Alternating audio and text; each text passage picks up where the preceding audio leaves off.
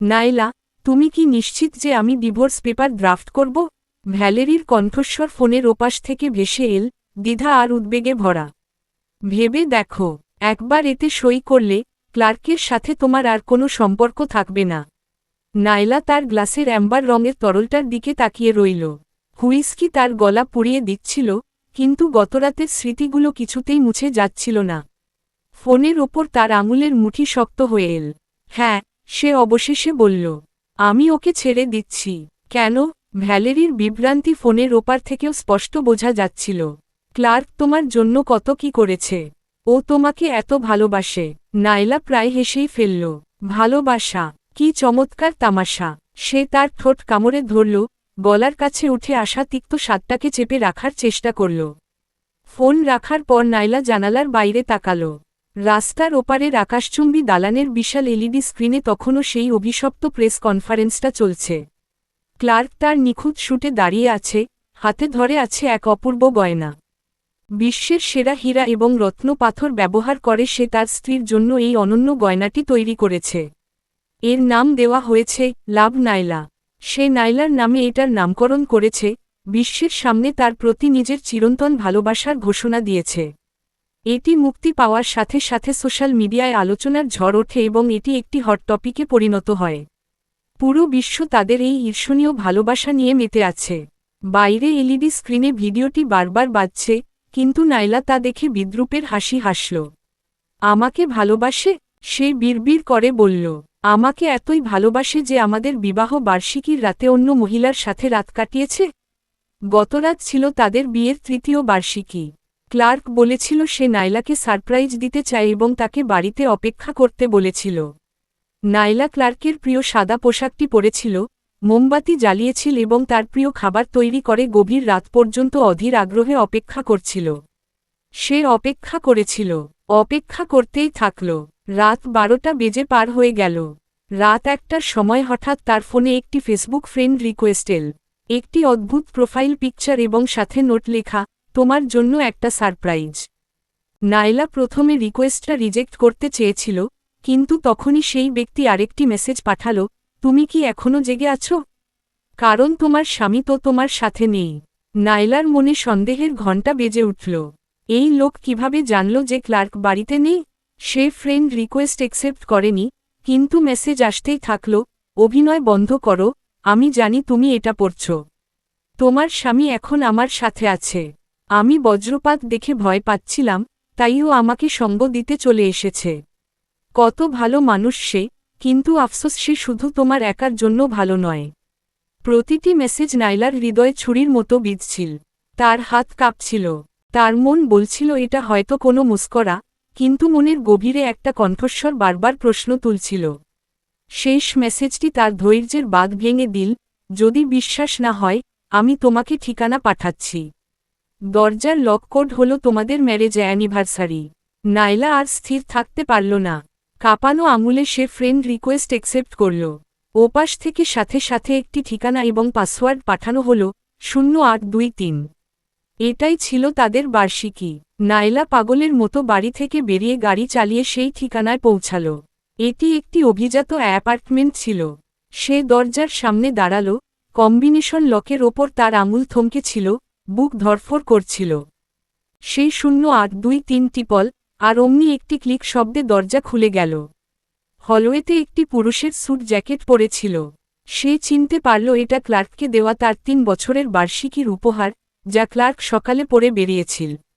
বসার ঘরের সোফায় পড়েছিল এক জোড়া কালো লেসের প্যান্টি, আর কফি টেবিলে রাখা ছিল লিপস্টিকের দাগ লাগা একটি মদের গ্লাস। হলওয়ে থেকে বেডরুম পর্যন্ত পুরুষ এবং মহিলার কাপড় এখানে সেখানে ছড়িয়ে ছিটিয়ে ছিল।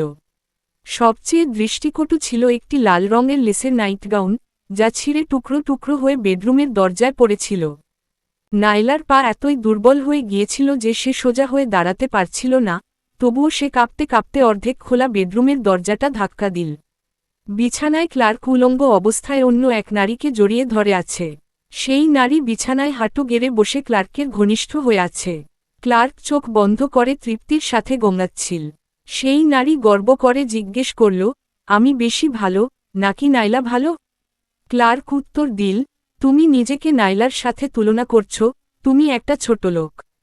এরপর সে ওই নারীকে ঘুরিয়ে দিয়ে উন্মত্তভাবে তার কামনায় মেতে উঠল। মহিলার চিৎকারের সাথে ক্লার্কের ভারী নিঃশ্বাস মিলেমিশে একাকার হয়ে যাচ্ছিল। এই দৃশ্যটি নাইলাকে পুরোপুরি বিধ্বস্ত করে দিল। তাদের কলেজ জীবনের নিষ্পাপ প্রেম থেকে বর্তমানের সংসার 8টি বছর পার হয়ে গেছে। সবাই তাদের ভালোবাসার ঈর্ষা করত, বলতো তারা একে অপরের জন্য তৈরি। কিন্তু এখন সবকিছুই কত অদ্ভুত এবং কুরুচিপূর্ণ মনে হচ্ছে। সে নিজের মুখ চাপে ধরল বমি আটকে রাখার জন্য এবং সেই জঘন্য জায়গা থেকে পালিয়ে এল।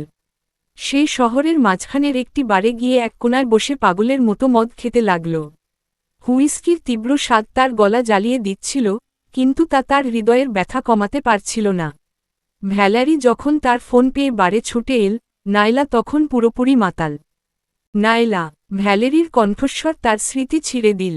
সে নাইলার সামনের বুথে এসে বসল, তার মুখে উদ্বেগের ছাপ। তুমি এত মাতাল কেন? কি হয়েছে? ক্লার্ক কি কিছু করেছে? মাতাল নাইলা লাল চোখে তার দিকে তাকাল। ভ্যাল, আমি এখন ওই নামটা শুনতে চাই না। নাইলা সামনে রাখা হুইস্কিতে আরেকটা চুমুক দিল, তার মুখে একটা তিতকুটে স্বাদ লেগে রইল। ভ্যাল, আমি নিজের চোখে ওকে ওই মহিলার সাথে নোংরামি করতে দেখেছি। এটা কোনো ভুল বোঝাবুঝি নয়।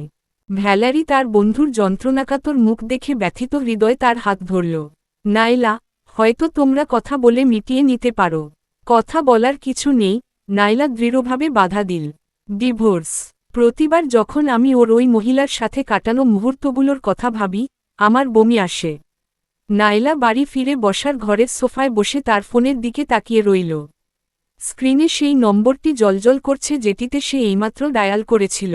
রাগ আর কষ্ট একটু থিতিয়ে আসার পর তাকে বাস্তবের মুখোমুখি হতে হল। ডিভোর্স নিতে গেলে আর্থিক স্বাধীনতার প্রয়োজন। তার বাবার প্রতি মাসের চিকিৎসার বিশাল খরচ ক্লার্ক বহন করছিল। প্রতি মাসে সেই বিল প্রায় $1,000 গিয়ে ঠেকত। নাইলার পক্ষে একা এই খরচ চালানো অসম্ভব। কাপা কাপা আঙুলে সে তার কন্ট্যাক্ট লিস্ট স্ক্রুল করতে লাগল। একটি পরিচিত নামের ওপর এসে তার আঙুল থামল, প্রফেসর অ্যান্ডারসন। গ্র্যাজুয়েট স্কুলে তার রিসার্চ সুপারভাইজার ছিলেন তিনি। প্রফেসর অ্যান্ডারসন, আমি নাইলা। নাইলা জেস্টন বলছি।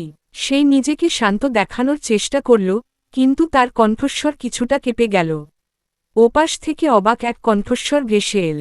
নাইলা, ওহ মাই গড, তুমি ঠিক আছো তো? 3 বছর আগে তোমার বিয়ের পর থেকে তো তোমার আর কোনো খোঁজই পাইনি। নাইলা জোরে নিজের ঠোঁট কামড়ে ধরল।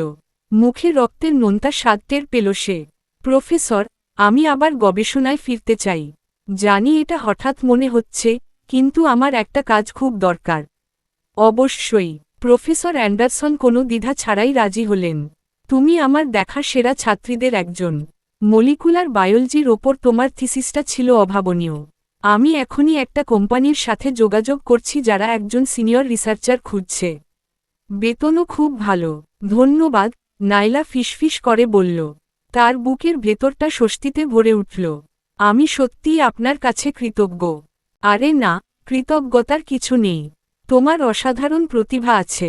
বিয়ের পর তুমি গবেষণা ছেড়ে দিলে দেখে আমার খুব খারাপ লেগেছিল। তুমি কবে থেকে কাজ শুরু করতে পারবে? যত দ্রুত সম্ভব। ফোন রাখার পর নাইলা আশার আলো দেখতে পেল। সে পারবে।